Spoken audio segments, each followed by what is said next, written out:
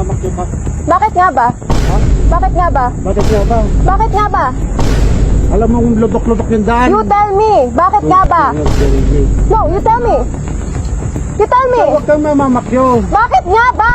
You tell me. Nagit-git nyo kasi May side mirror pa ako, wala. Hindi ka gumagamit side mirror mo? Dumbass. Huwag ka nun na. Ikaw ang wag ganon. You use your side mirror. Bitches. Nagmotastik ko nila. Pwede mo nga yung fucking plate number yan. Sorry po. Mais ka. Paragin ko yung pangit mong pick-up. Bitches. Tang ina mo, bababaan mo pa ako, gago. Hindi nga alam ba ba? Oo! Kapag gaganunin, tarantadong putang ina. Relax lang.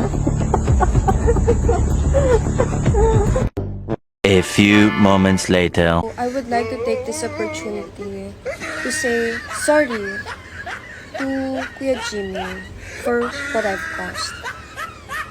And of course, as well as to those people who got dragged into the issue. Sorry din po sa citizen of Zambales, the riding community, especially the off-road community. This issue is all on me. I'm still learning. This one especially the hard way. I promise to be more patient next time, especially on the road. And I'll listen to my ates and kuyas more. Na-feel ko na po yung mundong maraming galit and ayoko na pong maulit po yun.